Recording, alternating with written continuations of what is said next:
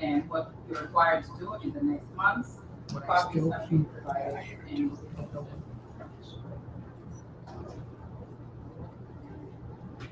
So first, some general background regarding commercial casinos in New York State.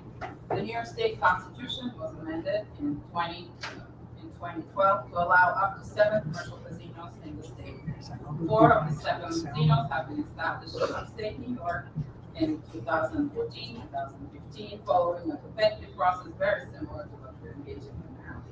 In 2022, the legislature established the citing process for up to 3 casino licenses, specifically creating a gaming facility location board to issue a request for application, evaluate the application, and submit up to 3 projects for commission licensure.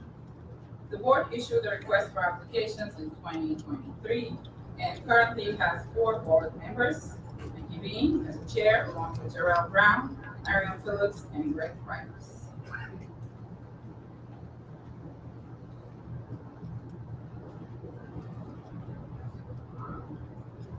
I have some technical difficulty.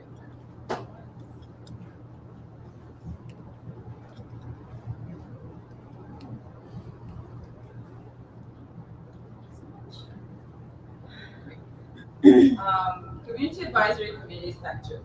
The law requires the creation of a project-specific community advisory committee to determine whether the applications should advance to the gaming facility location board for consideration. Each committee is made up of appointees of the elected officials representing the physical location of the proposed project. So, how did we end up here? On June 27, 8 applications were received, and thus 8 community advisory committees have been formed. On the slide, you can see the list of all Resorts Casino listed at the end and how it goes forward. So why are you here? You have been appointed by an appointing authority to serve as the Community Advisory Committee for Resorts World New York City, located at the Aqueduct Racetrack in Queens. So this is a picture of the Aqueduct Racetrack. Committee members have received all the application materials for the Resorts World New York City, and we expect the applicant to provide a presentation following my presentation during this meeting. So this is where we are in the overall process. The committees have been established, and this is the first organizational meeting of this committee. So each committee has up till September 30th to complete its work. Applications that are provided by their committee will be evaluated by the board via statutory criteria, and the board expects to make a selection by December 1st, followed by commission licensure considerations and proceed. Application and deadline, I will not read through this whole slide, but basically the committee is required to review their application, solicit and review public comments, and hold at least 2 public hearings. By September 30th, each committee must vote with 2/3 majority whether the application should be advanced to the gaming facility location board. A failure to hold a vote by September 30th will be deemed a rejection. So what are the duties of the community advisory committees? Practically speaking, committee members must vote for a chair, review the application, attend hearings and meetings, review public comments, vote in a public meeting before September 30th whether the project should be advanced to the gaming facility location. For the Resorts World New York City application to advance to the gaming facility location board for consideration, 4 committee members must vote in the affirmative. For application changes, we must note that the committee may solicit changes to a bidder's application. However, there are substantial limitations to the changes to be considered by the board. In discussion with the committee, the bidder may propose, may make a promise, commitment, or about obligation. To be considered, it must be reduced to writing and filed by the deadline. All promises, commitments, or obligations must be definitive, meaning not incumbent on future state or local discretionary action on a condition and ability for the bidder to perform. A committee may request a better change or modify their application. For such to be considered, it must be reduced in writing and filed by the deadline. Any changes or modification necessitating a change to the Environmental Quality Review Act process cannot be considered.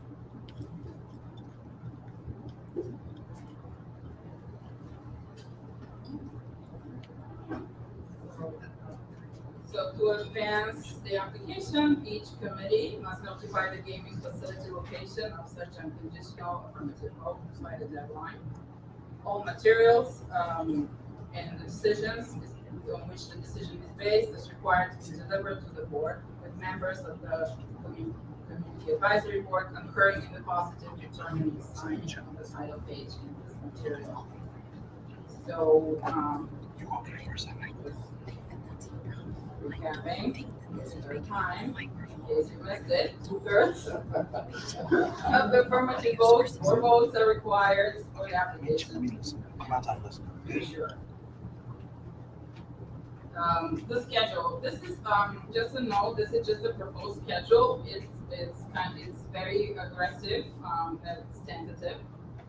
It's something, as an independent body, each committee reset their own schedule between now and September 30th.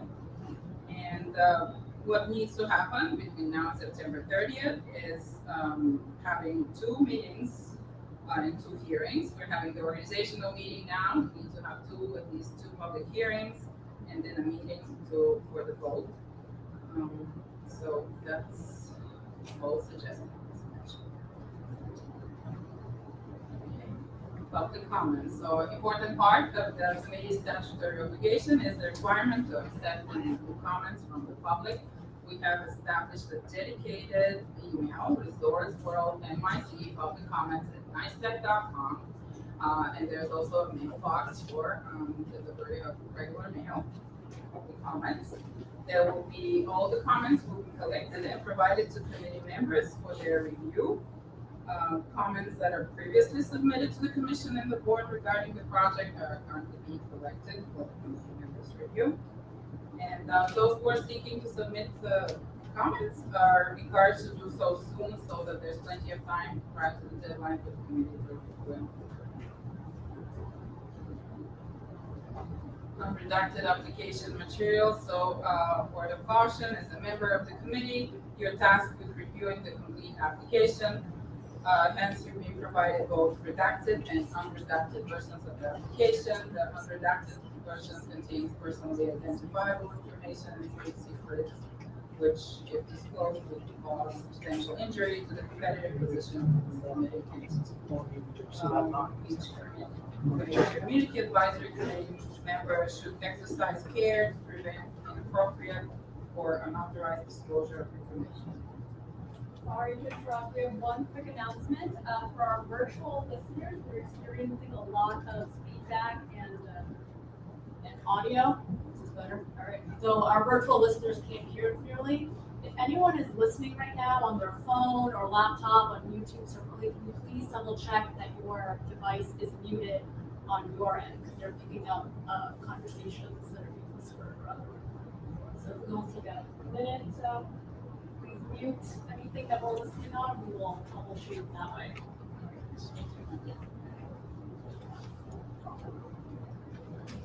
Okay. So everybody muted their phones. Great. Okay. So to wrap up the unredacted application material portion.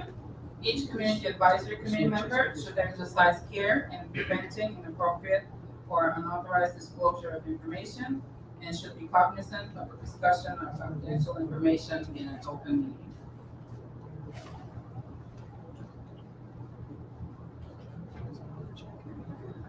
Open meetings law and logistics. So my colleagues and I from NYSTEC are providing logistical assistance to each committee, including securing the meeting locations, necessary technology, materials, and support staff.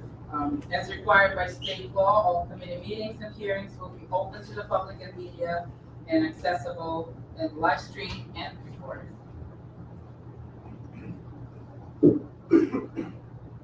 Committee members are encouraged to recommend appropriate meeting spaces. We've already started receiving some recommendation and we'll continue to work on this with the committee members. We are looking for locations that are conducive for hosting public meetings and venues available via the appointing authorities, and we welcome all of your suggestions.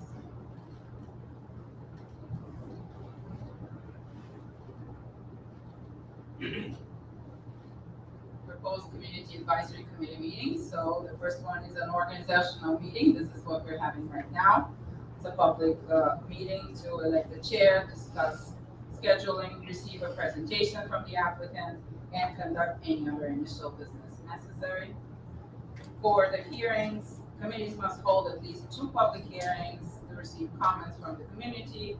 Hearings should be scheduled for convenient times at appropriate duration and location of adequate size and scope. So we're looking for auditorium size, build meeting rooms, 100 plus attendees,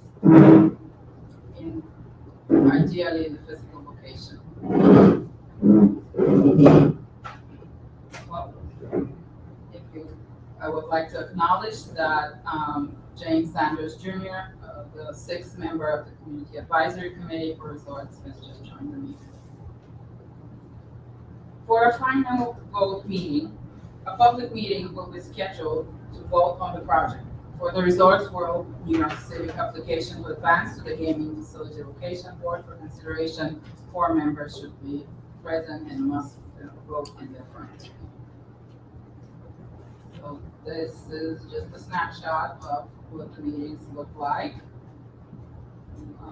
For all in all meetings, public and media may attend to observe.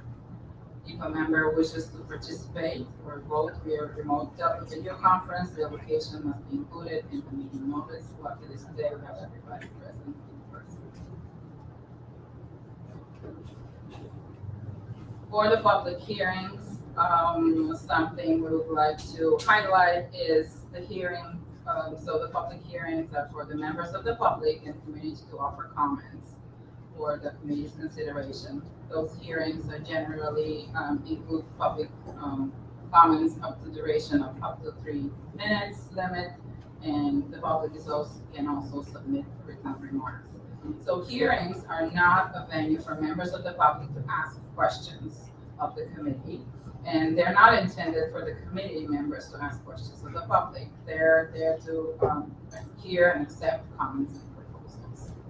And members of the public, they can also submit comments in writing in the email that I previously mentioned or via mail. Any questions or comments?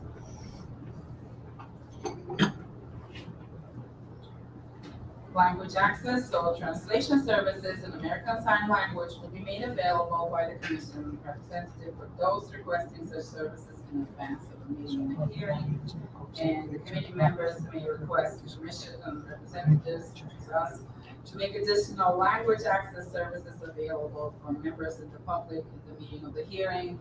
We have listed the 12 most spoken languages in New York, and we'll have a conversation with the committee members about the languages that they believe that their constituents will need to have those public hearings materials and simultaneous translation.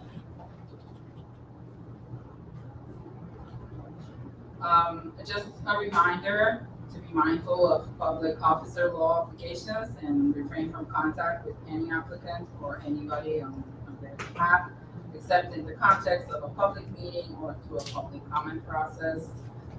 This limitation does not apply to official business interactions between a committee member undertaking their position as a public officer or employee and an applicant, limited to their pursuit of local entitlements. Ethics. So accordingly, committee members should avail themselves of all applicable ethics law rules and guidelines.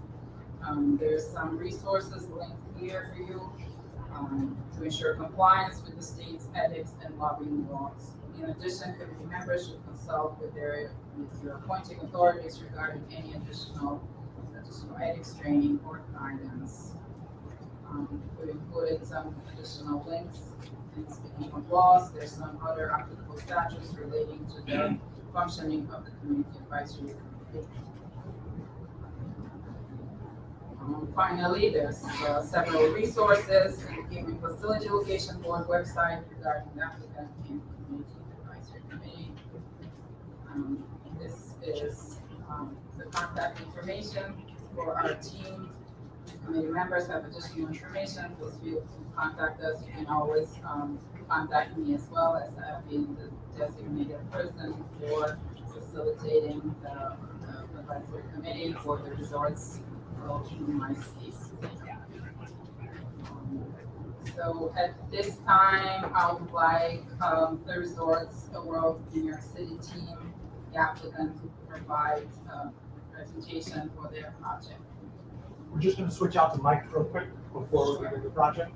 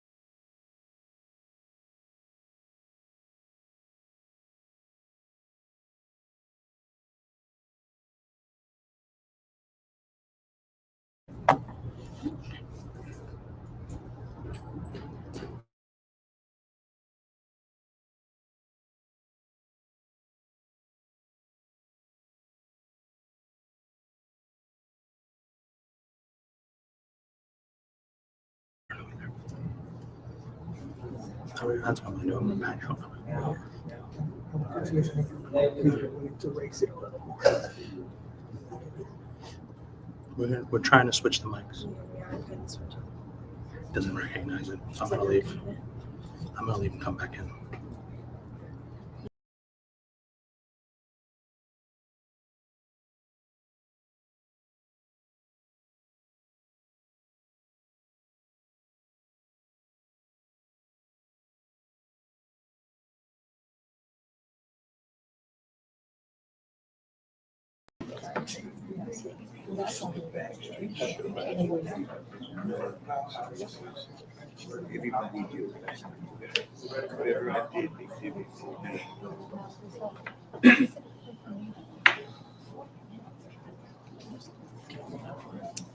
Okay.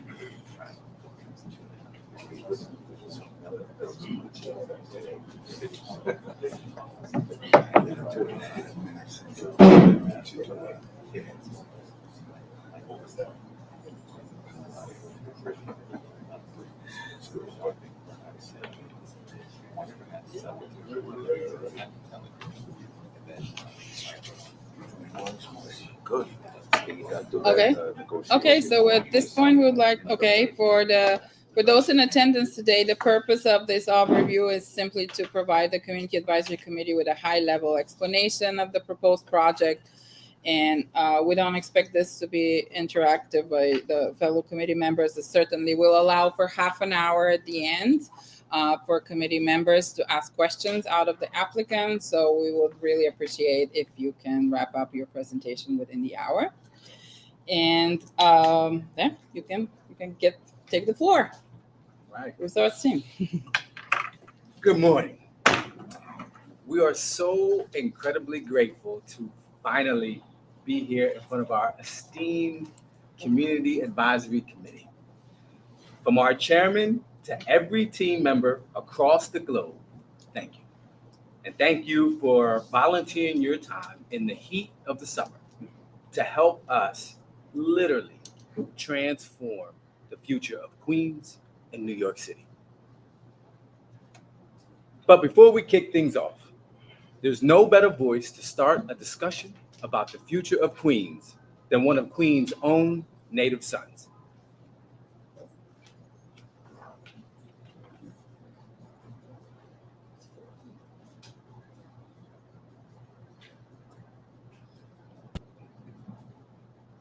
Queens will not be silenced.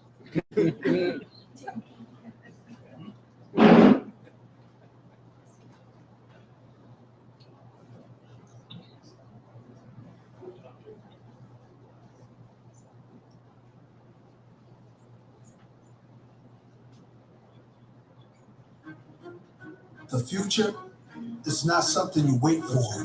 It's something you build. It lives in the hands of the doers. The dream is not of the people who refuse to stand.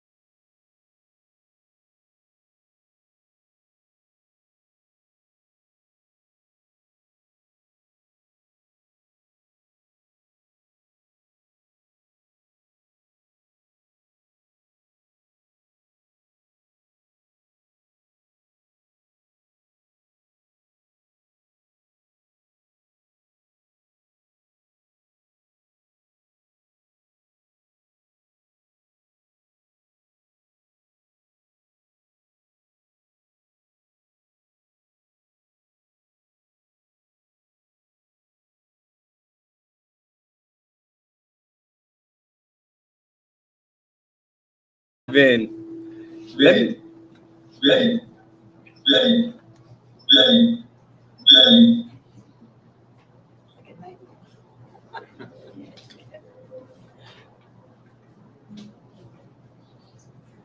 right, I'm being told now we can dive in. So as we dive in, we are super grateful as well to have worked with many of you sitting at this table for the past 15 years.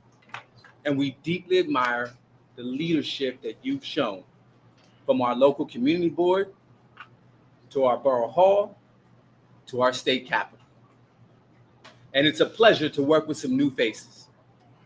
For the benefit of those who are watching the web version, my name is Kevin Jones. I'm about 10 years older than that picture, by the way. But I serve as the Chief Strategy and Legal Officer of Resorts World East. As some of you know firsthand, we have worked tirelessly for the past 15 years in preparation for this moment. And it is our humble honor and privilege to present this application. I'm going to add something, ad-lib for a second, to just let you know we would encourage your indulgence here. This is not a short presentation. We are going to take the better part of the hour. And that's because we're intentionally being thorough. This is something that we've worked on together. The people at this table, the people in this room, the people in this community, and we are going to do it justice. So indulge us for a little bit. We're going to be thorough. We're going to be detailed, but I hope that everybody in this room and everybody listening online will understand why. With that, the people here to help me do justice to our bid and our proposal in our community starts with Robert DeSalvia, President of Resorts World East. Bob is one of the most accomplished and respected gaming operators in the industry who will speak to our business model and operations. Representing our architectural partners from Perkins Eastman are Sean Bassler and Alberto Caballero. Representing our human resources is Patricia Griffiths, our Vice President for Talent Acquisition and Development. Representing our Diversity Council is Stacy Rowland, our Senior Vice President and General Counsel. And once again, I'm going to stop and I'm going to ad-lib. I'd actually ask that Stacy and Patricia please stand up for a second. Yes, please stand up. It's intentional. And I'm asking them to stand up because physically this room doesn't accommodate all the seats at the table. But I want to make it clear that though they're sitting there, they have a seat at this table. And it is important to stress that because our jobs, our people are our greatest asset. And Stacy, who's going to talk to DEIB, that is not something that we just ad-lib. That is something that comes before what we do, it comes during what we do, and it comes after what we do. It is critically important. So please don't belie the fact that you're sitting behind us to make it seem like it's any less important. They will walk you through our workforce development and our DEIB programs, which are, and like I said, remain a priority. Representing our long-standing community development is Michelle Stoddard, Senior Vice President of Community Development. Michelle, who has been with us since day one, will speak to the heart and soul of our proposal, our deep, successful, and ever-growing 15-year partnership with the community. We are honored to actually be joined by superstars in the food world who need no introduction. You've heard from Nas, but a little later you will hear from Chefs Marcus Samuelson and Chef Scott Conan, who reflect the caliber of people and partnerships joining us on this mission. Over the past 15 years, we've delivered more than what we promised, always guided by our shared commitments. We've worked together in many good times, and we've joined arm in arm through challenges like Superstorm Sandy to a global pandemic. And now, with the door open to a full commercial casino, we are ready to take the next bold step to completely and genuinely transform our property with the vision that began back in 2010, with many of you sitting right here at this table. Almost immediately after winning the bid to start operating in 2010, we transformed the Aqueduct Raceway into the most successful video lottery terminal facility, VLT, in the nation. Resorts World stands as the highest revenue-generating commercial casino in the entire United States, with revenues of nearly $1 billion annually. But our impact goes well beyond our revenues. Resorts World is the single largest taxpayer, both direct and indirect, in New York State and across the entire United States casino industry.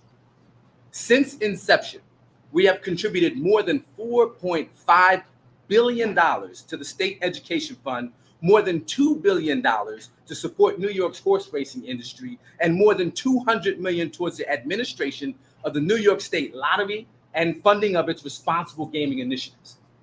And we have continued to invest in Resorts World throughout our time in New York. We've developed the 400-room Hyatt Regency, one of the finest hotels in Queens, bringing our total workforce in Queens to 1,000 good-paying jobs in the process. Most of our team members live right here in Queens, helping to grow a local economy and uplift the community. Beyond Queens, we've deepened our commitment to New York State by expanding our footprint.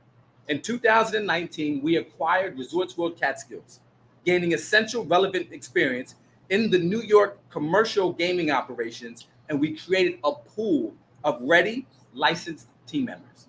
Then in 2022, we opened Resorts World Hudson Valley, a 50,000 square foot facility in the Newburgh Mall with more than 1,200 VLTs, spurring massive economic development for Newburgh, New York.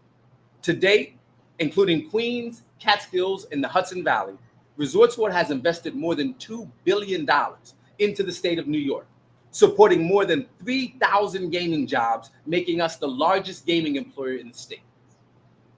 15 years ago, when we stepped in to the old, dilapidated clubhouse and grandstand at Aqueduct, it was riddled with asbestos, lead paint, and other hazards that I'm not about to go into amongst polite company. But where others saw decay, we saw potential. We didn't see just a racetrack or a VLT facility. We saw the most compelling location in the state for a world-class integrated resort. With 73 acres of space and unmatched access to major highways, subway lines, and JFK, Aqueduct offers a scale and connectivity that no other site in New York can match, period. Let me take a moment to explain what I mean by an integrated resort. There are casinos, like those in downtown Las Vegas. There are casino hotels, like those that line the Atlantic City Boardwalk. But then there's something far more ambitious, something that we created, the integrated resort. An integrated resort is a casino-anchored complex that seamlessly blends hospitality, entertainment, business, dining, and culture. It's not just about gaming, it's about staying, playing, meeting, shopping, and relaxing. It's a destination that drives tourism from every type of guest. An integrated resort, such as Resorts World Sentosa in Singapore, has a mantra where 1 + 1 actually equals 3, where the sum is greater than its parts. Because when gaming, hotel, restaurants, events, and retail are designed to complement one another, the result is a powerful synergy that drives tourism, creates jobs, and unlocks long-term economic value for the community and the state. A true global class integrated resort isn't small. It's bold in scale and vision. These are developments of at least 5 to 8 million square feet that are meant to accommodate tens of millions of visitors every year. An integrated resort needs more than 30 or more acres in order to accommodate the facilities and supporting infrastructure.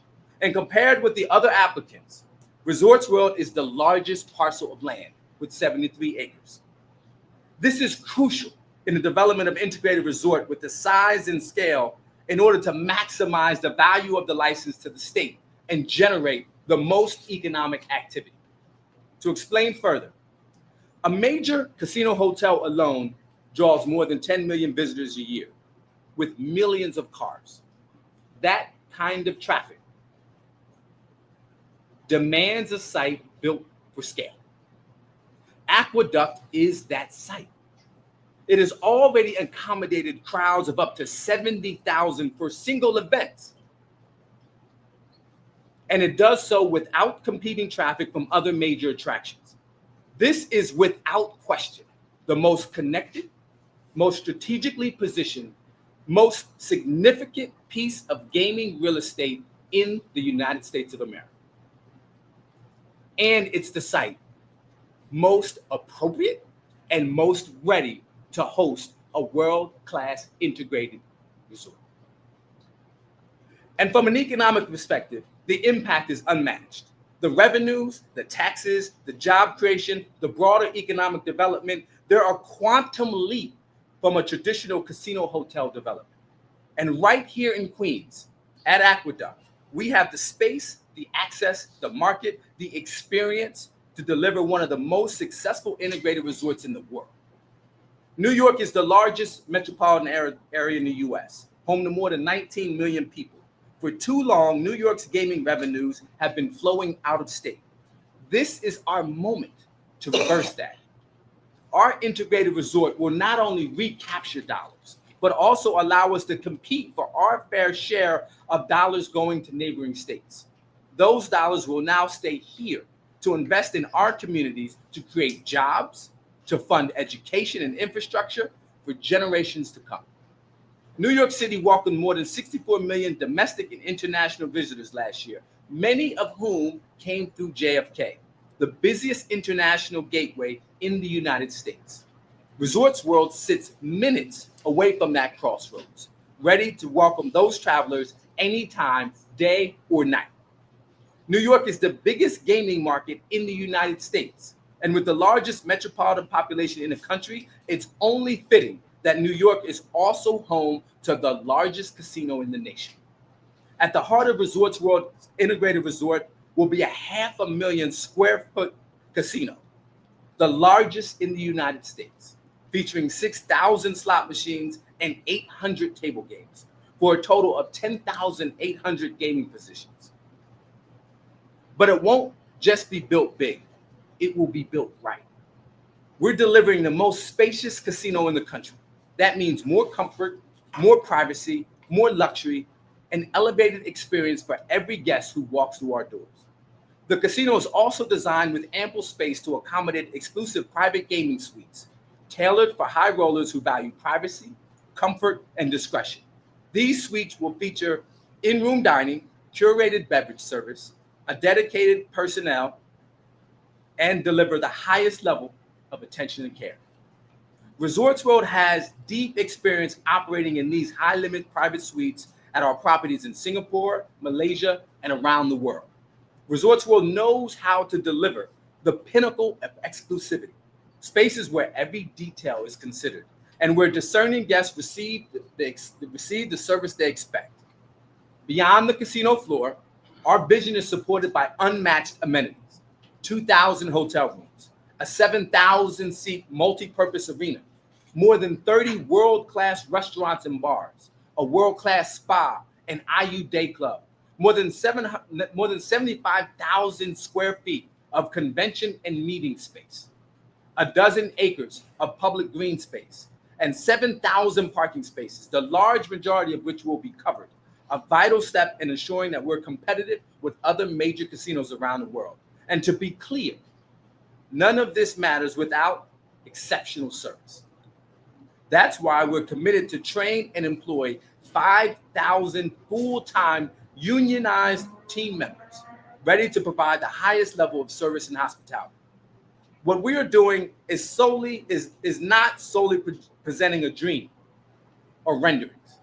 Resorts World is real, operational, and ready, truly ready to go.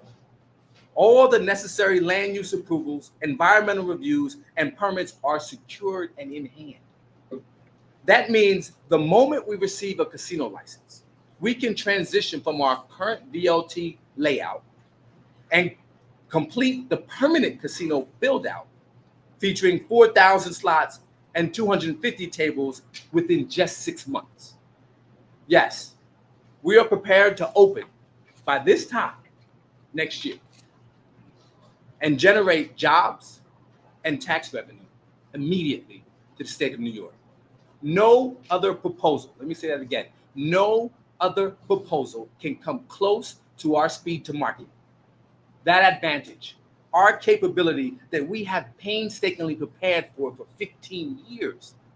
As an already fully operating casino, there is no completion or operation risk with our bid. In short, if you approve our bid, you'll be choosing certainty, built over 15 years. Our gross gaming and other revenues will experience a game-changing exponential change and surge. That explosive growth will fuel tens of thousands of new direct, indirect, and induced jobs and generate substantial new tax revenue to support the MTA, education, and other state priorities. Resorts World will become one of the most significant economic engines in Queens history, propelling local growth and opportunity for generations to come. Our corporate vision is to be the leading integrated resort operator in the world. Now, with your support, we're ready to bring that vision to life in Queens, creating a world-class integrated resort unlike anything seen in the United States, one of the finest in the world, built on a legacy of trust and success.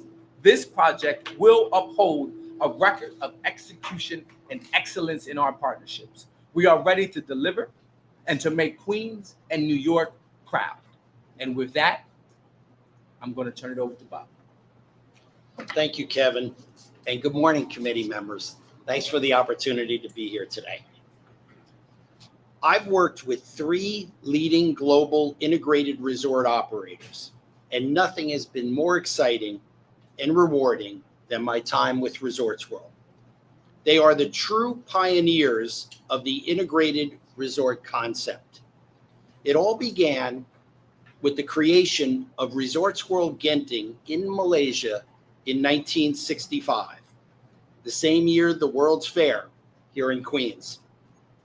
They will be celebrating their 60th anniversary this August atop a 6,000-foot mountain with 10,000 acres of land, now one of the region's most iconic destinations. From that foundation, Genting Group rose to global prominence and made significant investments in the United States. It began with the financing of Foxwoods Resort Casino in Connecticut, which opened in 1992, and was recognized as the world's largest casino resort for a number of years. This was followed by the financing of the Seneca Niagara Casino, which opened in 2002.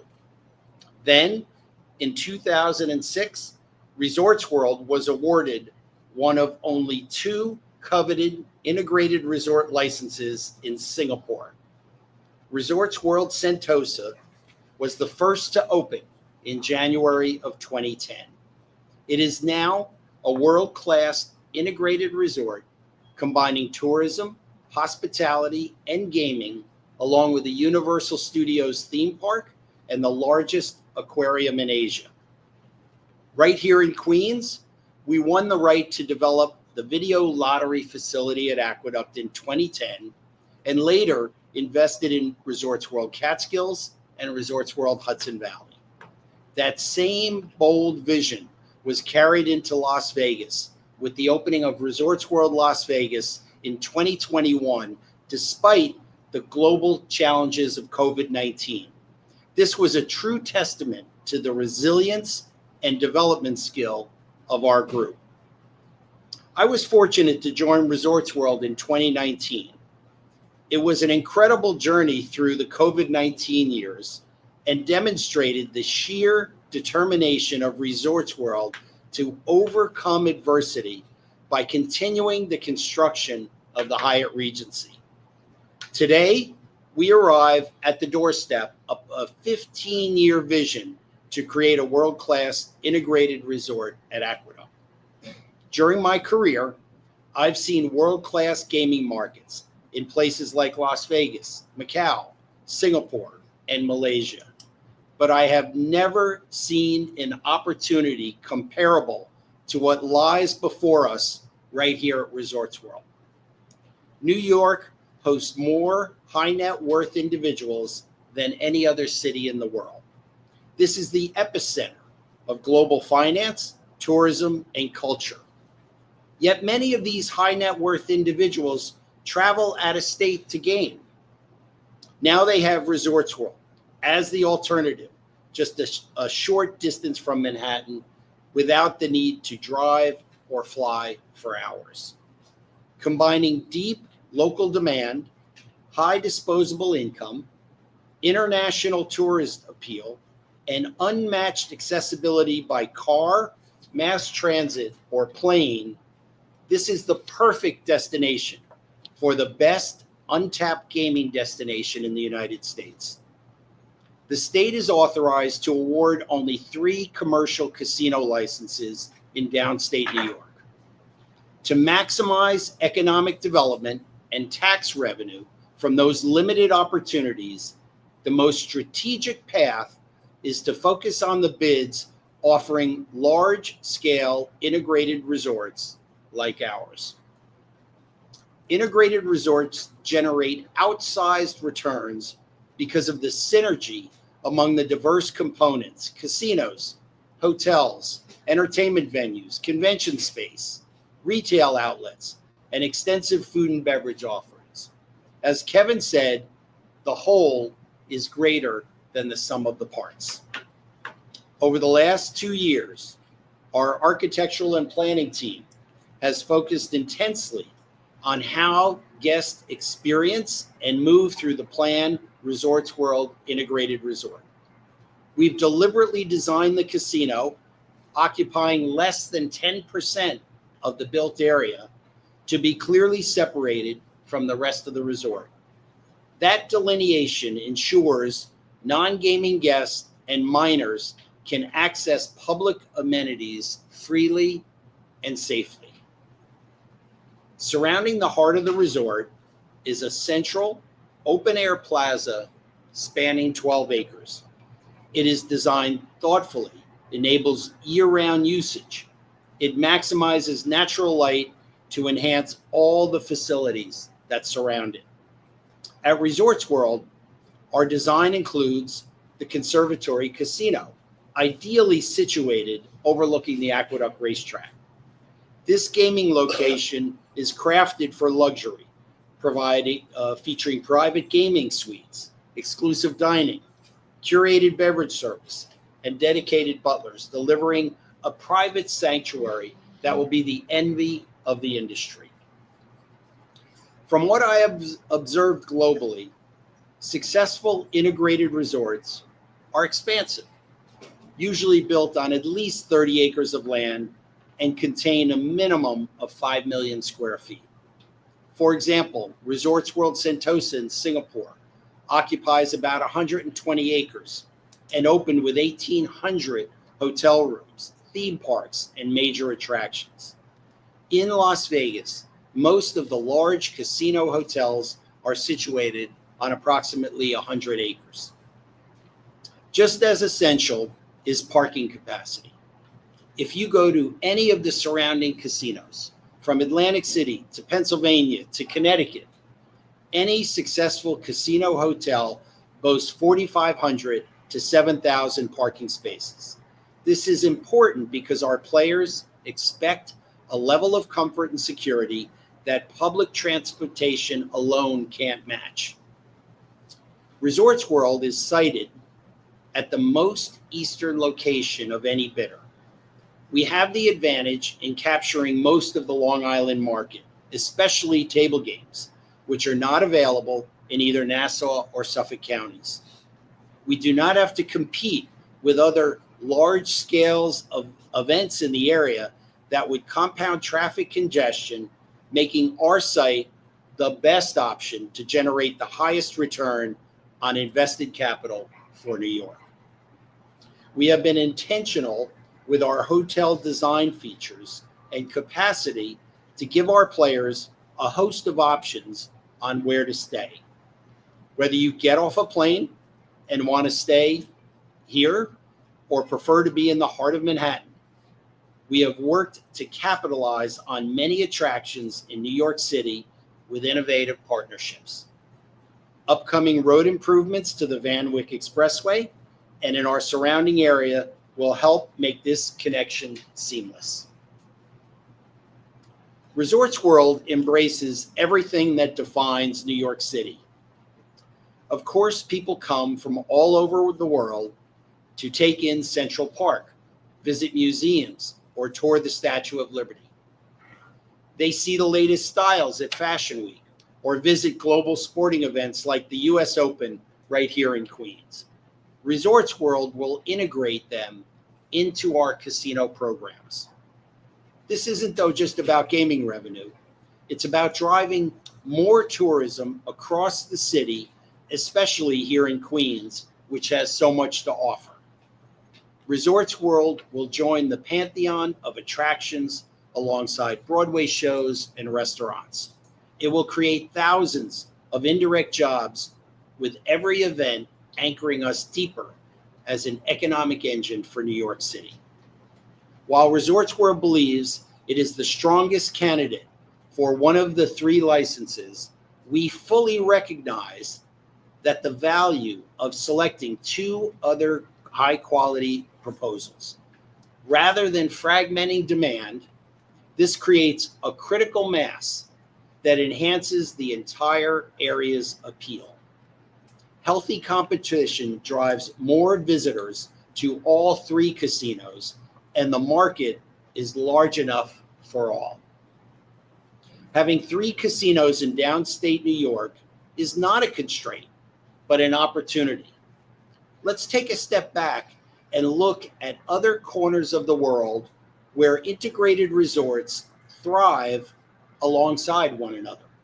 In Singapore, Marina Bay Sands is a mere 5 miles from Resorts World Sentosa, or just an 8-minute drive away.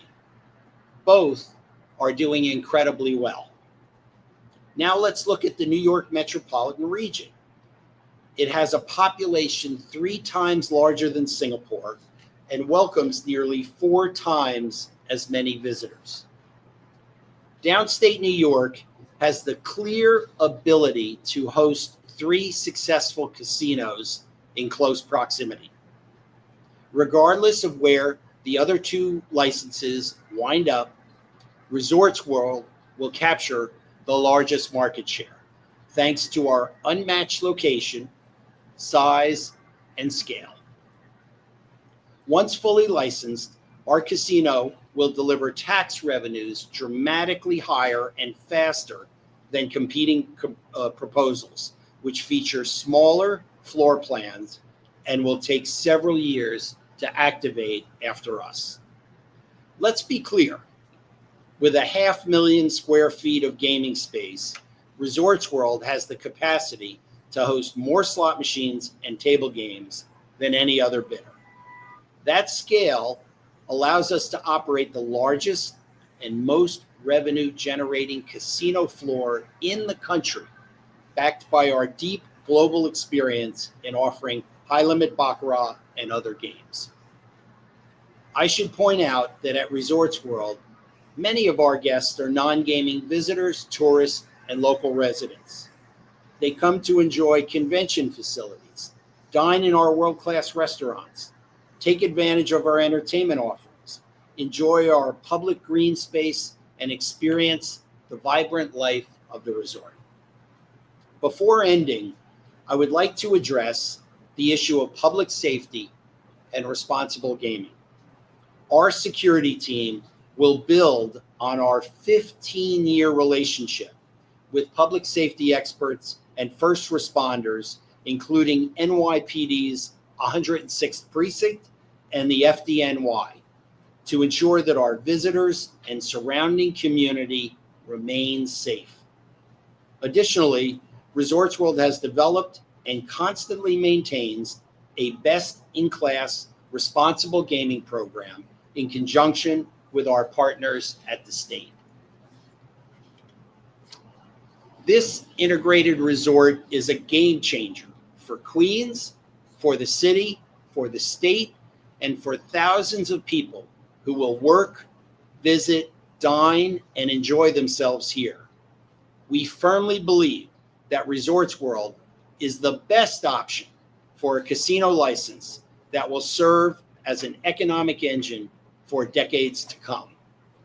To explain the thought process behind this, I'd now like to pass things over to Sean and Alberto. Thank you. Thanks, Bob. So having heard from Kevin and Bob about Resorts World vision and operating strategy, we'd like to show you how we make this a reality. I'm Sean Bosler, co-CEO of Perkins Eastman. Our firm has been honored to work with Resorts World for over a decade, helping bring this integrated resort vision to life and create something extraordinary for Queens and New York City. So a little bit about Perkins Eastman. We're a New York City design firm, founded and headquartered in New York. While we have work all over the world, some of our most impactful work is right here at home. Our ethos is the belief that design should have a positive impact on people, places, and the environment. We're urban architects, and much of our work focuses on placemaking and creating destinations that unlock the potential of sites, weaving communities together with a mix of uses. To us, Resorts World embodies this opportunity and more.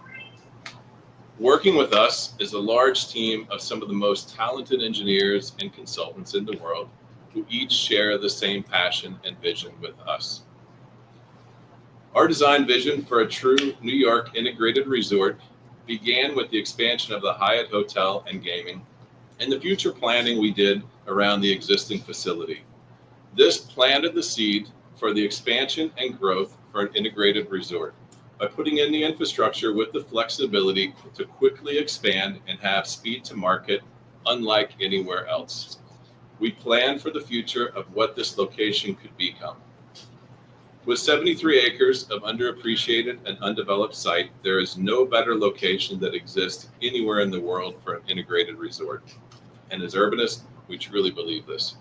Our site sits at the doorstep of JFK, which welcomes over 63 million travelers a year and is a gateway to New York City. Additionally, Resorts World is embedded within the most culturally diverse community in the world and the borough of Queens. This is the soul of what makes New York great, people and places. And it's our vision to unlock this potential. You can travel the world and not find a site that offers the unique combinations of scale, infrastructure, connectivity, history, and access to a skilled workforce that support a truly successful integrated resort of the magnitude found at Aqueduct. The dynamics of this site offer opportunities that don't exist elsewhere, such as a transit-oriented location with the infrastructure and space to also accommodate the necessary vehicular traffic, an opportunity for an urban plan that integrates and ties together with the community, a site scale that doesn't exist anywhere else with 73 acres, and a gaming history that goes back 130 years on this site with our chance to write the next chapter, and a culturally diverse community that has embraced us as one of their own. To us as designers, Resorts World is the only site that has the true potential to be an integrated resort destination for all New Yorkers and visitors alike. Our proposal is not about creating an object, but it's about creating an integrated resort that will not only be a destination, but also be the urban fabric which ties the community together. All right. Hi, everybody. I'm Alberto Cavallero. I get to do the fun part and show you the details of this. Design principal at Perkins Eastman. Our design team is inspired by the imagination of our clients, Resorts World, their vision to create this integrated destination resort here in Queens, New York's biggest and most dynamic borough. Nothing like this exists in New York City. I think you'll see that our vision is bold, yet it's rooted in authenticity and placemaking that unlocks the potential of this once-in-a-lifetime site. Our design vision has focused on three themes that I'm going to use to sort of guide you through the elements: biophilic sustainability, New York-centric escapism, and a community amenity. These will make sense momentarily. But first, some context. Of course, the location, right here in Queens, next to Aqueduct, not far from JFK. I think when you look at these images, it's notable that the immediate area is so densely packed with housing and buildings and generally devoid of public open space. This is a region of the city that is underserved by green space. The historical context is very important as well. As Sean mentioned, Aqueduct has been a thoroughbred horse track, continuously in operation since 1894. That means that the neighborhood, this site, and the diverse cultural framework around it have developed together as a gaming destination for the last 130 years. And then importantly, the ecological context.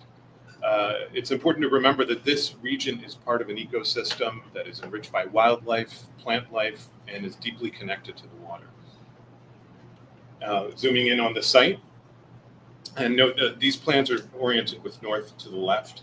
The existing 73-acre campus, the red line there touches Rockaway Boulevard to the north, the A-train track to the west, Aqueduct to the east, and the neighboring building, New York Racing Association, NYRA, has been operating the track since it opened and is planning a consolidation at Belmont Park in the next year. The site currently consists of Resorts World, the casino, which opened in 2011, the Hyatt Regency, which opened in 2021, the existing 4,779 parking spaces, of which about half are covered.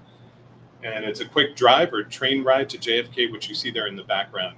And in fact, the adjacency to JFK, with its limitations on building height, has actually been a positive design driver for us. It's reflected in a master plan that scales itself down to the size of the neighboring residential areas. We think that's a really important and positive thing. The new elements that you'll see shown on this plan, and as mentioned before, the new hotel and casino, bringing the total key count of the hotel up to 2,000 and approximately 11,000 gaming positions. The new parking structure, bringing parking capacity to more than 7,000 spaces, and most of which are covered, along with the new central utility plant in that same area. The 7,000-seat multi-purpose arena, and in the landscape, the promenade, the plaza, courtyard, and conservatory gardens.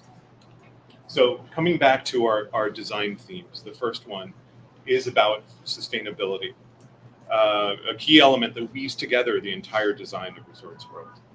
It starts with how the buildings look, the way they're connected and curved, connected to the landscape, bringing indoor and outdoor spaces together, with plantings throughout, eco-friendly materials, generous access to daylight, and living green exterior walls. but it's not just an aesthetic thing. The looks are an outward expression of Resorts World's deep commitment to sustainable design. The facility will be exemplary as a model of decarbonization and energy efficiency. The new construction will be designed to achieve a minimum of LEED Silver, with a goal for even greater performance. There is a significant investment in renewable energy. What you see there is about 5 acres of rooftop on-site photovoltaic solar panels, planned to provide 12% of the project's energy demands.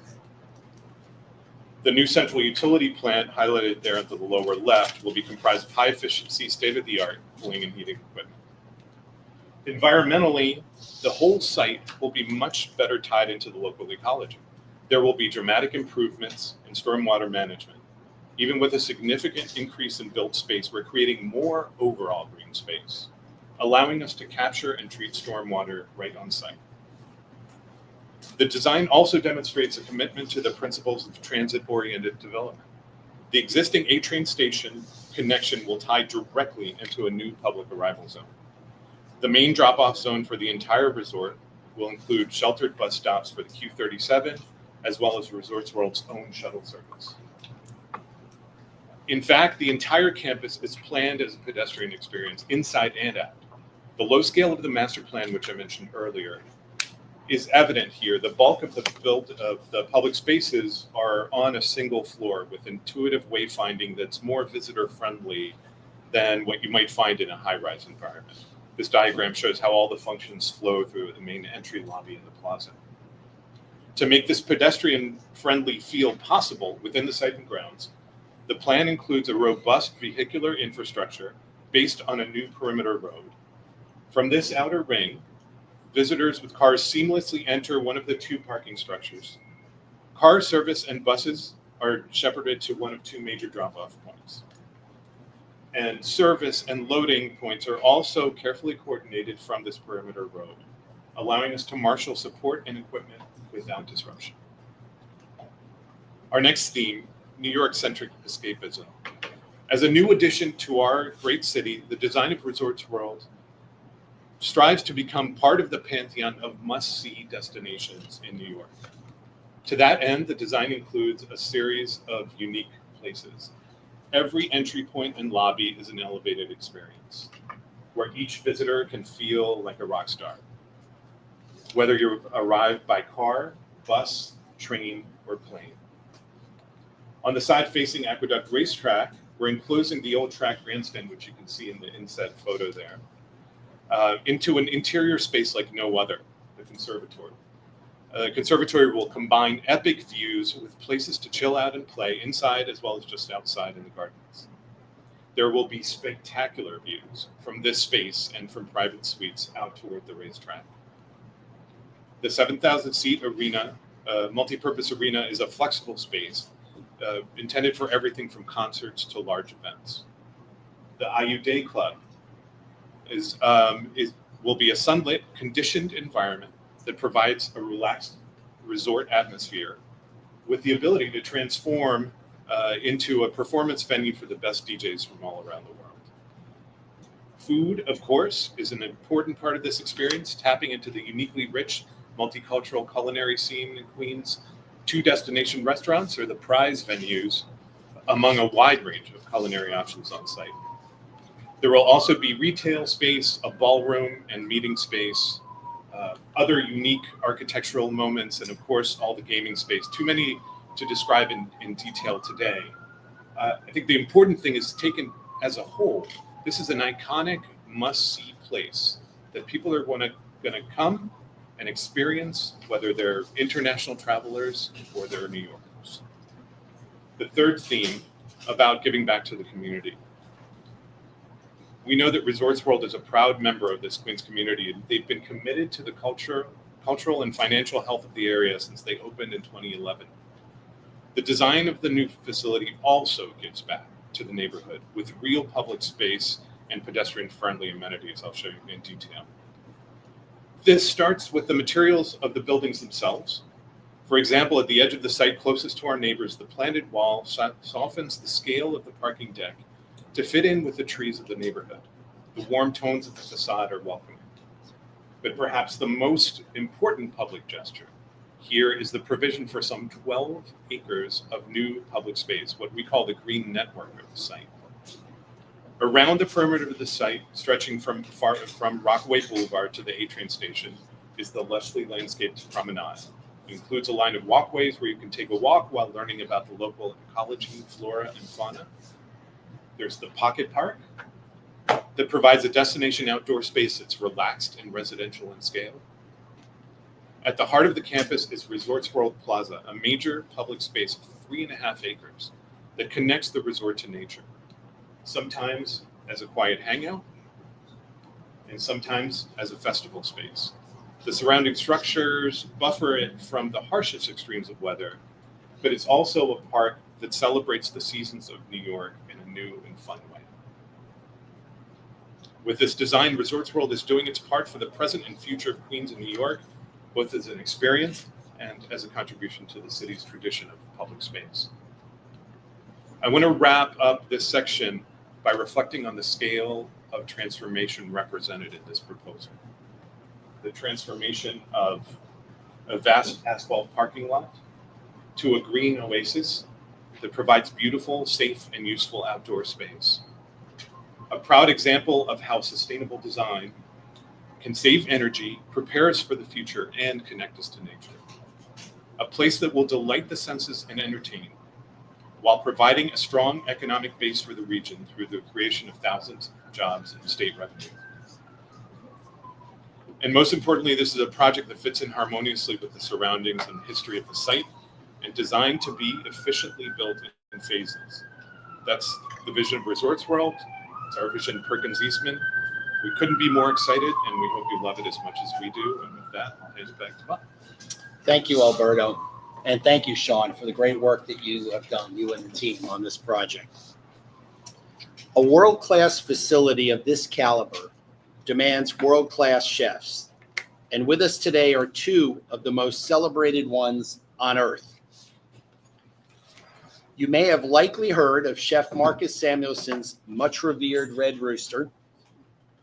You may have seen Chef Scott Conant on the TV series Chopped. Now, I hope you will join me in welcoming them to Queens. And I'm going to turn it over to you, Scott. Thank you, sir. Thank you. Good morning. It's really a pleasure to be here. Thank you for this. Like Chef Samuelson, I've had the honor of leading restaurants in New York City. New York City, arguably the toughest and most rewarding market in the world. I've been all over this world and I've judged plenty of chefs, and there truly is nowhere on earth like here in New York City. The creativity, the innovation, and the excellence that just seems to thrive here. As part of this project, to be part of this project and have a concept here in Queens is something that I'm incredibly proud of. And some of you may not know, but I've long history with Resorts World. Chilayo Steakhouse opened at Resorts World Catskills. And then just last Wednesday, we opened a new concept in Hudson Valley at the Resorts World there. So it's all clear. I am all in on this company and on this project.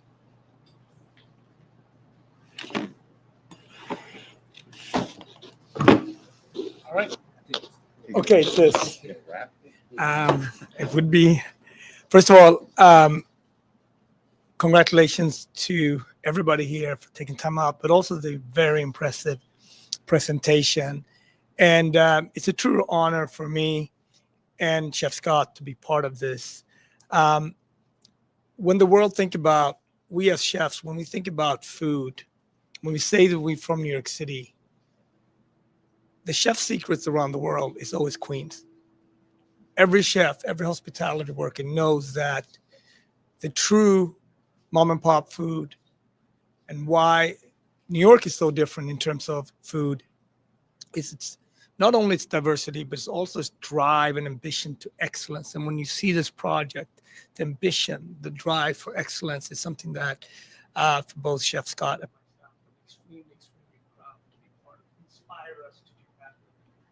And with our restaurants, whether it's Red Rooster, for example, in Harlem, or Metropolis, which is down by World Trade Center, it's all we always want to share and tell the story of New York City through our restaurants. And how do we do that? What's great about hospitality and restaurants, it shows all aspects of society. It starts with the vision of what type of marketplace, what type of restaurant you want to do. It also starts on the purveyors. We're going to use and work with purveyors from all over New York, but particularly purveyors here from Queens. The back of the house, where we need all type of skilled laborers. Front of the house, where we're going to have the best personalities to deliver service that is both excellent but also vibrant and reflects Queens as a place. And then, of course, none of this would be possible without the vision of the resort world, but also the customers.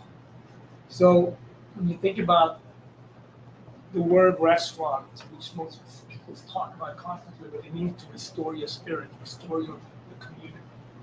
And in a busy time, in this place, to be able to sit down at two world-class restaurants and to be able to break bread and see people around there that is both being entertained but also eating delicious food and having great service, I just think it matches up to the entire resort. When we at the Marcus Hamilton Group take on projects, we always think about how can we make it special, how can we make it in that community and of the community. In Harlem, we have a food festival called Harlem Eat Up. It's also a TV show that we highlight businesses throughout Harlem, and we would like to do the same here in Queens. But we can really go into small mom and pop businesses and highlight them, both on TV, our partner here at ABC, but also, of course, highlight those businesses. So when we enter, there's so many other partners that we bring into the project so they can be highlighted, whether it's a food festival, whether it's a TV show, or just having great dinner or lunch at the restaurant. We're extremely proud to be part of this project. It's a world-class project that's going to become, for sure, one of the destinations in New York City. And when people come to the resort world, day one, they can gamble on whether they go to Scott's restaurant or mine, and the second day they can come to either one of the places. Either way, we'd be extremely proud to serve you and be part of this project. Thank you so much. Thank you. Thank you, chefs. And I know, just so the committee knows, the chefs both have commitments. I know, Marcus, you're heading right to the airport. Scott's got to go back to New York City. So if you don't mind, they're going to go ahead and exit the meeting. And we appreciate you guys coming by. No sample. Why didn't they bring lunch? That's like.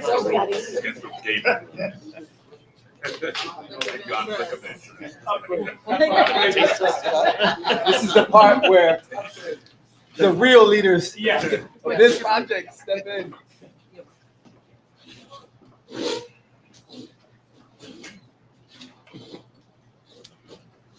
Well, none of this would be possible without new team members bringing these food concepts to life.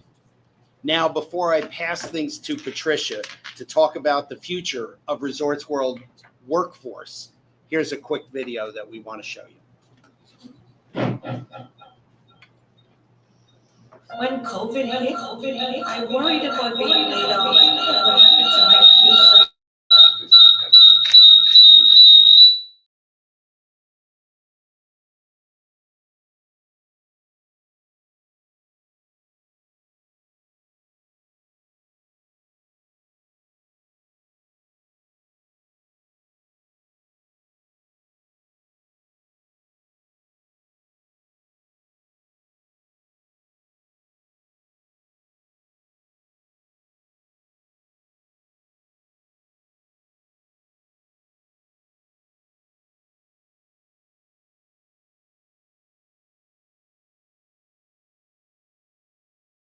Since November 12th of 2011. My family live in Queens. So I wanted someplace local to work. My first conversation with HR was, okay, so you're going to grow here. And I really feel that Resortsville has my back. We have growth for careers, we have stability, we have healthcare. Resortsville has been a great benefit to the community. I am Resorts World.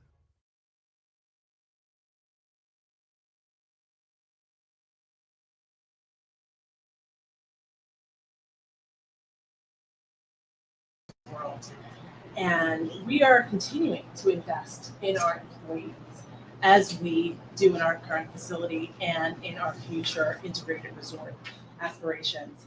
As you've heard already, our expansion will create at least 5,000 new permanent and 5,000 union construction jobs. We also anticipate that this expansion is going to drive the creation of 14,000 additional jobs. That's 24,000 jobs coming right here to New York City. Resorts World is as committed as ever to union labor to ensure fair wages and job security for our workforce. Because of that partnership, our team members' median wage is $39 an hour. When you factor in benefits, that compensation reaches nearly $150,000 per year. And more than half of our 1,000 plus employees currently live right here in Queens. We have existing collective bargaining agreements and a signed project labor agreement in place. We are the only bidder in this application process that can say that. What does that mean ultimately? It means that today we can actually tell you exactly how much we will pay our current as well as our future team members from construction through operations. As we move forward, preparing tomorrow's workforce for careers in gaming is important for us to really address right now. Because if granted a license, our permanent workforce will increase by thousands in just one calendar year. That is why we have proactively sought to help New Yorkers develop a career path in gaming, hospitality, as well as entertainment. The RW Career Center in Jamaica Station will soon open and operate as an accessible hub for community members seeking information about job opportunities at Resorts World. Resorts World is also prepared to provide immediate hands-on training to individuals interested in live dealing through our dealer school. We already operate a similar facility at our Catskills property, and we will emulate the success of that program here to develop a best-in-class workforce here in Queens. Resorts World is already invested in community-based workforce development with crucial partners like CUNY York College, where we offer the signature Introduction to Gaming Operations course to bolster local talent pipelines, expand access, as well as propel regional tourism. This is a free 6-week program that prepares students for gainful careers in every facet of business operations. So that's not just gaming and hospitality and entertainment, that's also IT, that's HR, that's F&B, that's security, and so much more. And this program is already expanding to several additional CUNY campuses citywide as we accelerate our workforce development. Now I'm going to hand it over to Stacey Rowland, who will speak to the specific efforts that we have taken to foster diversity, equity, inclusion, and belonging. Thanks, Patricia. Good afternoon, everyone. And look, I'm just going to start with this. Resorts World has the most diverse workforce of any casino in the United States. I'm going to give you an example of what we did. For one of our diversity celebrations, we hung a map of the world on the wall in the back of the house. And we asked our team members to take a pin and put where you come from. When we were done, of course, New York was packed. But then you sat back, Guyana, China, DR, Bangladesh, Italy, virtually any place on the planet. So the Resorts World Diversity Council, we work tirelessly to make sure everybody has their voices heard. They have a sense of belonging, and they come to work in a safe space. But we also have to look beyond our 4 walls of the facility. Our procurement process has been intentional. We work with minority business enterprises, women business enterprises, veteran-owned business enterprises. We have gone beyond our commitment through our initial construction as well as 10 years later when we did our Hyatt Hotel. We will continue this business imperative, work with MBEs, WBEs, SDVOBs, businesses seeking their certification, and local enterprises to make sure everybody has an opportunity to do business with Resorts World. And when we opened, there was an understandable concern about what's going to happen to small businesses in the area. We created a community partnership. We have small businesses in the area that we actually encourage our team members and our Genji reward card holders to patronize. They go there, they get a discount. We have their logos on our website doing advertising. Moving forward, this expansion will allow us to make it greater for everybody surrounding us. Another example of the commitment, look straight at you, Senator, is the Southeast Queens Business Incubator, a free 12-week program for local entrepreneurs that are looking to scale their business. The creation of the incubator was inspired by none other than Senator Sanders chairs the task force, the Senate of Minority and Women-Owned Business Enterprises. He first identified this need. Today it's run by the Rockaway Development and Revitalization Corporation in collaboration with New York Small Business Center at York College and Modern Community Capital. Since its inception, last year, graduated 30 fellows, 67% women businesses, and most are either from Southeast Queens or the Rockaway. The third group is now underway as we speak. So in the same spirit, community, I'm going to transfer this to Michelle Stoddard, who heads our community development team. And she's going to share information on our corporate philanthropic program, Resorts World Gives. She's going to let you know where we've been and where we're headed. Thank you. Thank you, Stacey. Good morning, everyone. It's been important to our business model since day one that Resorts World proves itself as more than just a successful enterprise, but as a trusted community partner with purpose, one that keeps its promises. Since we first opened our doors, meaningful community development has been an essential part of our work every day. Because Resorts World knows trust takes years to build. This means recognizing and helping to further fuel the incredible work that so many organizations, a lot of who are here with us today, do for our communities. To date, Resorts World Gives has invested over $10 million into hundreds of local organizations that serve constituents of all demographics throughout Queens and the city of New York, as well as Long Island and Westchester County. They identify their target service populations to include communities of color, children, seniors, older adults, women, the LGBTQ community, people with disabilities, and immigrants, refugees, and migrants. And yes, we match 100% of team member donations given by our employees. Most recently, we commissioned a third-party survey of our grant recipients over the last 3 years. On the left is a map that reflects the respondents, each focus area, and distinct demographics. The partners also anonymously shared the top impacts of the funding from expanding existing programs and service volume to improving service quality. With a commercial license and expanded footprint, we will be able to supercharge this philanthropic work and compound the impact cited by our partners in ways that they know best. Let me turn it back over to Kevin now to detail the remainder of our Resorts World robust community benefits package. Kevin. Just want to make a time check. We're close to the 1 hour mark, and I want to allow some time for the committee members to have ask questions. Committee members, are you okay with the presentation to continue?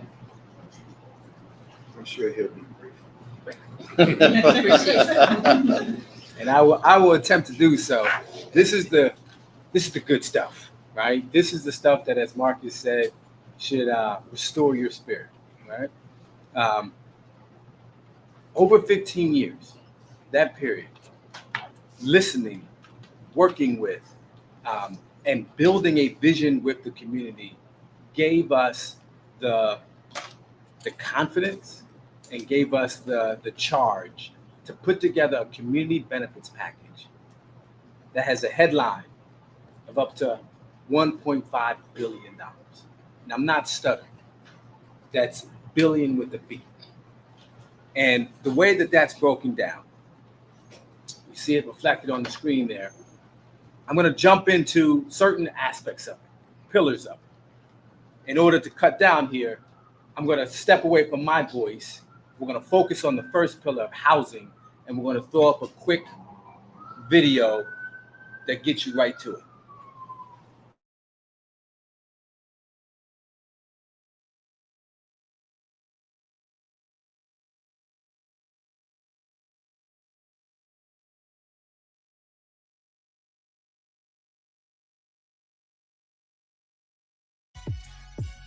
This is one of the most important announcements we've ever made. 50,000 units, creating tens of thousands of union jobs. So listen up, brothers and sisters. What do we need? Who figured it out?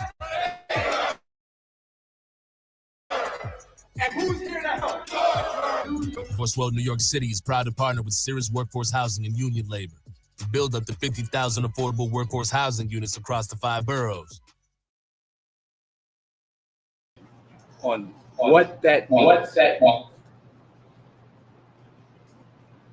when they give me the cue. Sorry. So now that I'm cute, the 50,000 units of workforce housing. That's not 500. It's not 5,000. It's 50,000. And the way that we're doing that is we are marshaling $750 million that's going to go into this housing fund with Cirrus. The way it works is we put in $25 million every year, right? We'll do that over a full license term. We're committed to it. Cirrus will then come and match that, right? Cirrus is going to do a multiplier effect approach, which is trying to multiply that by 35 times. That's billions of dollars into housing. And how does it work? You're going to find out more about it in about a week's time. In about a week's time, we're going to announce the first housing project with Cirrus. That's going to be a project with 3,000 units of housing. Those 5,000 units, what it's going to do, it's going to break it up. It's going to break it up, and it's going to do it neighborhood by neighborhood. It's not just at our site. It's not just where we would love to put it, at the track when NYRA consolidates in Belmont. This is all over Queens. That first project we're going to announce in a week, it's not by our site, somewhere else in Queens. And that project is going to have its own series of programs. It's going to have its own eviction assistance. It's going to have its own adult care. It's going to have its own child care. It's going to have all of these things contained in that project. And we're not going to do it once. We're not going to do it twice. We're not going to do it 10 times. We're going to do it about 20 times. And we're not waiting to do this. We're not dangling a commercial license to say, oh, well, we will do housing if we get a commercial license. No, we signed that agreement. We started funding this work. We're doing it now. The only question at this table is whether or not we're going to be able to do more of it. If we get a commercial license, we're going to do more of it. And not just more of what we're doing, but a whole hell of a lot more than anybody else has even fixed their lips to say. That's housing.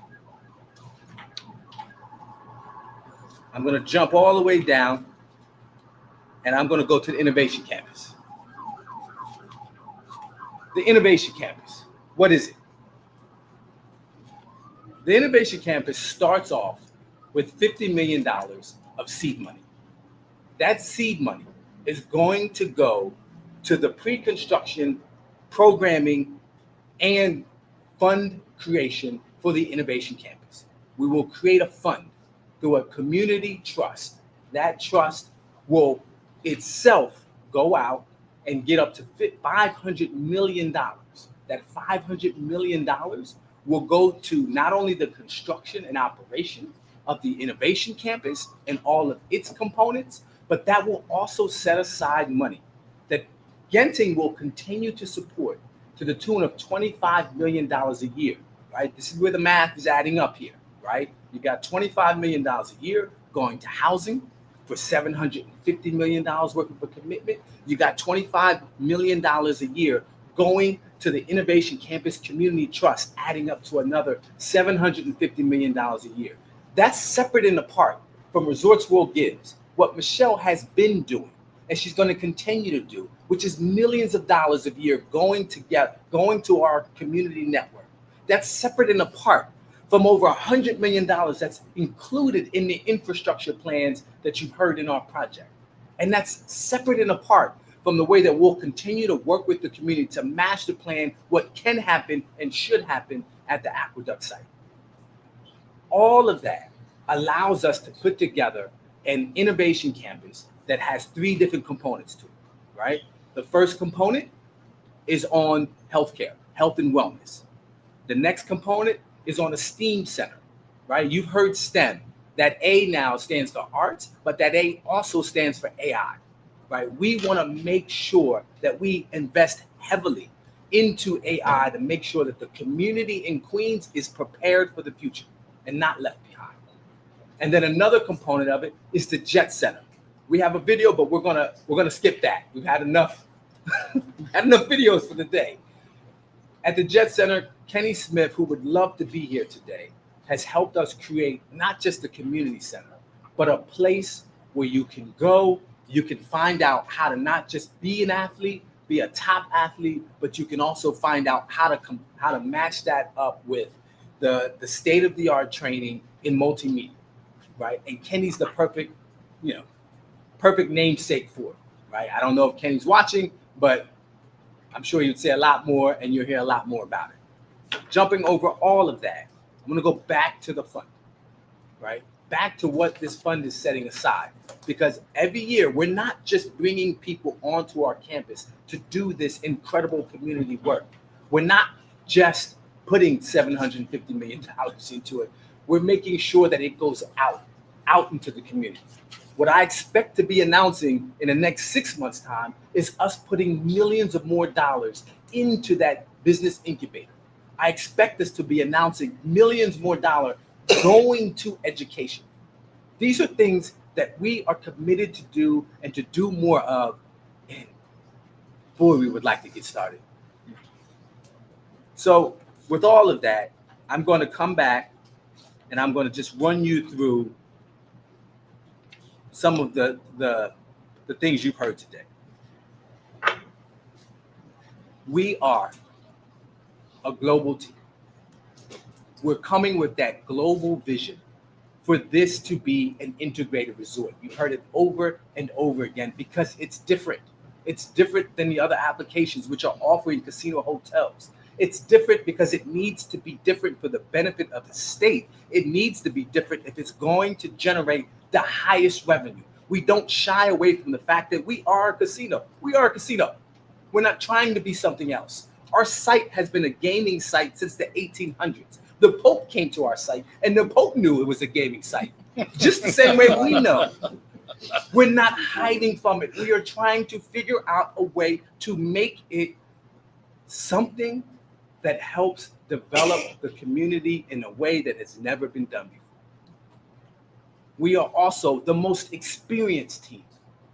The team that we have here, I'm not mincing words when I say Bob is one of the most respected people in the gaming market, who's been with all the other players.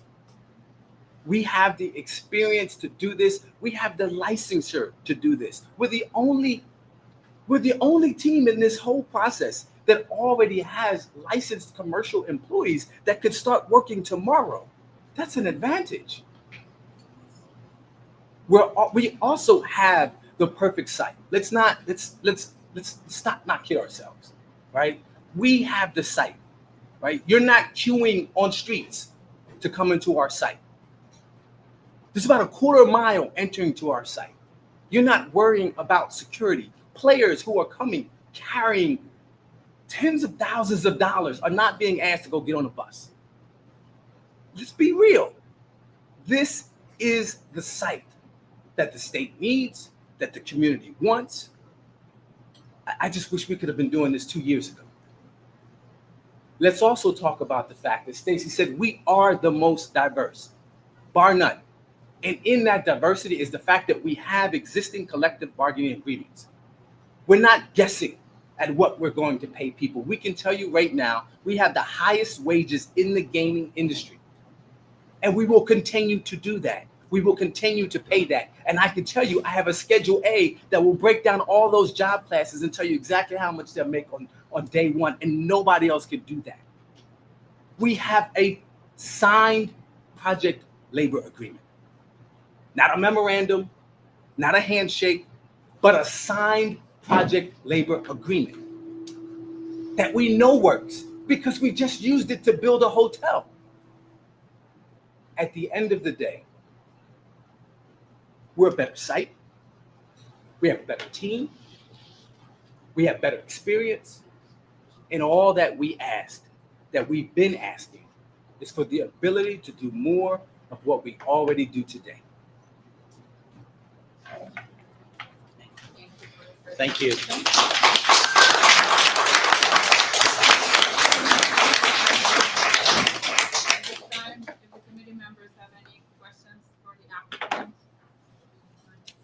I do, but I yield to the Borough President.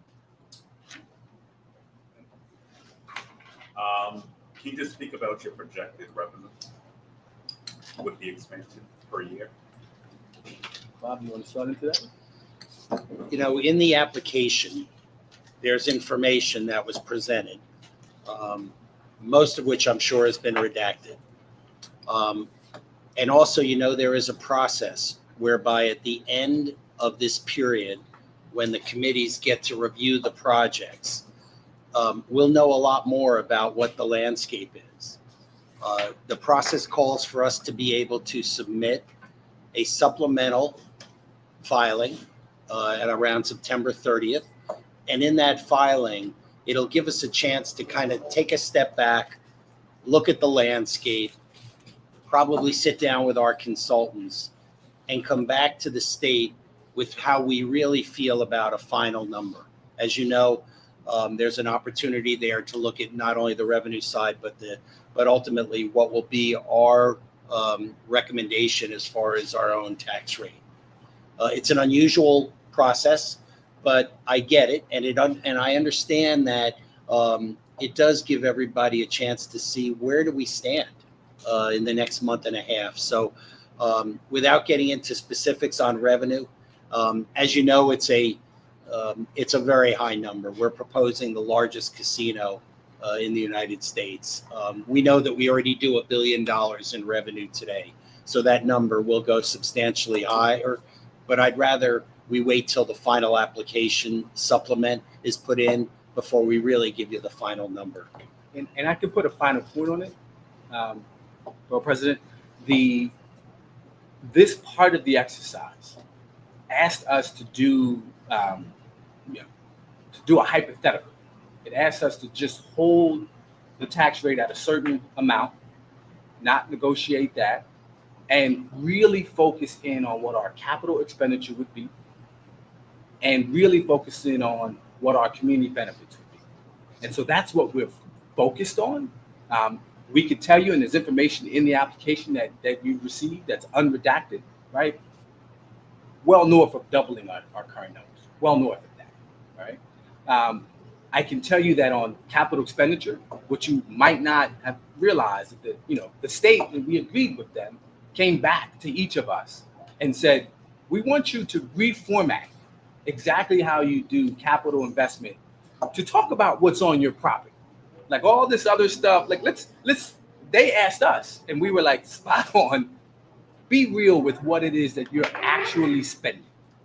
And what we're actually spending pound for pound is basically another $4 billion on top of the billion we've already put in. And that's what we're spending on the actual project, not on things that don't even relate to our bid. On top of that, I'd also like to point out, it was said earlier, but it deserves repeating. When we first showed up and started looking at this in 2009, 2010, we gave projections. And those projections were that this would be, Aqueduct would be the most successful slots facility, VLT facility in the world. There were some other groups that dropped out because they didn't believe those numbers. But I can tell you, you go back to those numbers, we were spot on. Our numbers were 98% accurate. And the only reason why we weren't 100% was because Jake's 58 came into the market and it wasn't even anticipated. So if you include Jake's 58, our projections were actually 104%. We under projected. So I can tell you with confidence that the numbers we will put on the table, those numbers will be spot on. And it's not for nothing that we went out and got the state's prior consultant that did their own study, Spectrum. You hear a lot of people talk about Spectrum. Go through our reports. Go through what Spectrum says now that they know what these facilities have actually been proposed. Can you go through phasing a little bit? So, Sure. yeah. Thanks. So you get the casino, like if you're granted the license with those phasing. Thank you, Borough President. Great question. As mentioned earlier in the presentation, we've already gone through secret and we already have our construction permits in hand. We are ready to start the day after we would hopefully be awarded a license. Now, what does it mean? The first phase of the project is all contained within the existing four walls of Resorts World, New York City. We were so lucky early on that Resorts World decided to not only remediate the entire building, but also build out the entire building, even though we have empty, kind of mothballed space as we speak. So we can hit the ground running, get going within 6 months of being awarded the license about a year from now. Should that award be towards the end of December, we will be up and running with the first 4,000 slots and 250 tables. And with that, after that, it's a continual cycle of development till we reach the ultimate build out, which includes 6,000 slots and 800 tables and the full complement of the integrated resort facilities, which will take in the range of about 4 to 5 years to build out the whole thing. But that first phase where we can start producing revenue and creating those jobs is a mere 6 months from the award of the license. Just my last point, if you can get us, so you said a little bit more than half of your employees live in Queens. Do you have a breakdown by zip code? We do. I don't have it with us, but we could submit it to the committee. Absolutely. And then I'll just add on the community benefits fund. A lot more conversation happen on what's happening outside of the site. Sure. But we can have those discussions. I don't want to monopolize all the time. But, all right. But definitely the local pilot. It's an MW. On zip code, there was an exercise in the bid that asked you to look at your local community board and see what are you doing in that specific local community. And it was fascinating to see that in terms of our spend and vendors and procurement, there were millions of dollars that come just out of community board 10. There were also, it was over 10% of employees basically are in just our own community board. I mean, 80% of our folks are coming from Queens, or definitely within a 3-mile radius. These are hyper local opportunities where you don't need a college degree to come with us. You come. We will train you. In 6 weeks' time, we can prepare you to have a job that pays 6 figures with full health benefits, that has the protections that HTC and other unions offer. It's just unparalleled. One other point that was brought up earlier in the presentation that I'd like to kind of double back on. Patricia mentioned the job center that we're going to open at Jamaica Station. Right now we have a shuttle stop there that we bring people over back and forth to the facility for free every day. But that area is really gone through a renaissance, and what's being built around the station. So what we wanted to do was bring our employment center right to the community.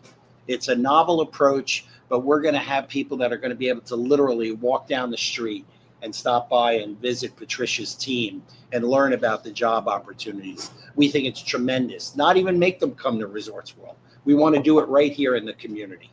In time-wise, the enormity of the task is one where, like, we want to get started as soon as possible. Because if we're talking, if we're on timeline, right, and licenses are given out, we're so lucky as to get a license by the end of this year. We are talking about opening by July of next year, right? And if you do the distribution of how you hire people, we have to bring on about 4,000 people, damn near overnight. So we have to get going. Because in those 3 months' time, Patricia and Stacy overlooking everybody, we have a lot of work to do. I don't want to monopolize it. Great, okay. Senator Sanders, you have a question? I have many questions, but I will respect my colleagues and only make a statement and a brief question. Great job you all have done. Others will look for the economic development part. I'm going to look for the community economic development part. Economic development is building a casino. I think we're going to do a magnificent job. Community economic development is using a casino to build a community. I'm going to really focus on those things, such as that great idea of a business incubator. But my brief question, how much of these slides can we, all of that was really some good stuff, but it went fast and I'm really slow. I'm one of those who need to look at it and things of that nature. How much of this can we take a look at? Can we get these slides? I think it'll be provided. It's uploaded. So so all of the recording of the whole session will be online. Okay. All good? We have the materials. Yes. Okay. So yes, I'm done. Senator, you will get them. You get hard There you copies, go. electronic copies, you get all the copies you want. Give me a, Great. thank you. Thank you, Senator. Any other questions from the committee members? I'm good. I think the Borough President hit a lot of mine. I wanted to reiterate the Ready Day One, which you've done several times, so I appreciate that. Going to the community, so I do also appreciate giving the breakdown of zip codes in Queens. So as far as the community benefits that you've already been providing for the community, is there a breakdown of a public listing of those groups? It doesn't have to be amounts. I mean, I know we're privileged to, but just to see where that disbursement has come. And then on the other side of that, with the business incubator, can we see who's been attending that? If there's a public listing of that, to know the types of business and what's being attracted to that. And the one thing I just want to reiterate, or you can reiterate for me, is out of all the applicants, you're the only one proposing an integrated resort, correct?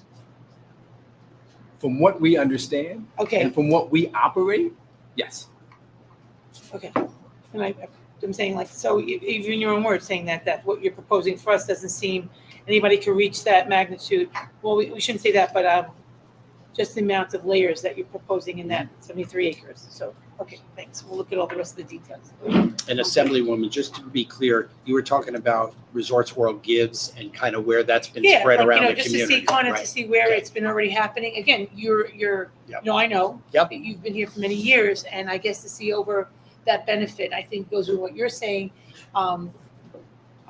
If it's hitting the outer community in Ozone Park, down to the Rockaways, up to the north, you just kind of see where it's growing and how this massive footprint in our community has had the ripple effect throughout Queens. Yeah. And if you're hitting all corners of it's a big borough. Michelle will put that together for sure. Yeah, for the committee, so we can all kind of see it. I mean, We want more money in that fund. goals. But I think to see how it's benefiting, in that sense of, Heard you loud and clear. of, it's not public, right? So everyone in the Yes. community may not have that Yes, so opportunity. we'll supply that. Thank you. So we are at time. We'll have one more last question from a committee member. Just, I'm good. a question also in regard to, breaking down the employee numbers. Can you also provide some data and information on how many of your employees have been with the company for the entire Oh, sure. 15 years, yeah, basically. You know, because I think that helps us evaluate, you know, the hiring aspect. Yeah, and Anything you can provide. And then would be legacy, helpful. you used that word, and then legacy, if Absolutely. there's, you know, within the family. It's an incredible number. We'll be Yeah. happy to share that, but it's Exactly. it's so rewarding to see how many of the team members have been with us from day one. I'm sitting next. That's what prompts my question. Yes. Because, you know, when I go in, I see people who Yeah. I have seen For days. over from 15 day one. years. And it's something we're so proud of. Betty, Michelle is a day one, right?